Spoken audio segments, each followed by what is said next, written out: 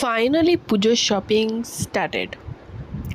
তো যেরকম কাছে চলে এসেছে এতটা, সারা বছর তো আমরা পুজোর জন্য কেন এমনি কেনাকাটি করতেই থাকি, সেরকম অনেকই আছে, বাট স্টিল মানে ওই গিয়ে কেনাকাটি করার একটা মজা আলাদা। তো যাই হোক, রিলায়েন্স ট্রেন্ডসে চলে গেছিলাম, প্রাইমারে, ওই সব জায়গায় গেছিলাম, আর ওখানে কালেকশন অতটা ভালো লাগেনি। তো এখানে পরে আমি ট্রাই করছিলাম, এই কালেকশনটা ভালো লেগেছিলো গাউনটা, বাট ওটা আরটু যদি বড় হতো তাহলে ভালো হতো।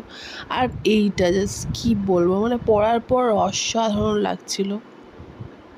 ওখানে একজন রেফার করলো যে এটা আপনি নিতে পারেন, এটা পরে দেখুন কীরকম লাগবে। তো আমি বললাম ঠিক আছে, বলছে যখন পরেই দেখি। এতদিন তো সেরকম মাই চয়েস করে দিত, আমি না সিলেকশনটা খুব করতে পারি না ইজিলি, খুব কনফিউজ হয়ে যাই কোনটা নেব না নেব, ঠিক আছে। তো পরার পর দেখছি বেশ ভালোই লাগছে। যাই হোক, তারপর তো অবভিয়াসলি খিদে পেয়ে গেছিলো, অনেক রাত হয়ে গেছিলো, অনেক রেস্টুরেন্ট বন্ধ হয়ে গেছিলো। ফাইনালি একটা পেয়ে গেছিলাম, ভাগ্যিস লাকিলি আমরা গাড়ি নিয়েই গেছিলাম। গাড়িটা বাড়ির বাইরে পার্ক করে আমরা অবভিয়াসলি এখানে খাওয়া শুরু করেছি। 10:30টার আপ হয়ে গেছে, মানে এটা লাস্ট আমরা শুধু, দেখতেই পাচ্ছ পুরো ফাঁকা। তারপরে ও আইসক্রিম খেলো, আমার ঠান্ডা লেগেছিলো, আমি খাইনি। তারপরে আমাকে একটা চকলেট কিনে দিল। যাই হোক, এই ছিল আজকে মিনি ব্লগ। ভালো লাগলে একটা লাইক করে দিও। টাটা, দেখা হচ্ছে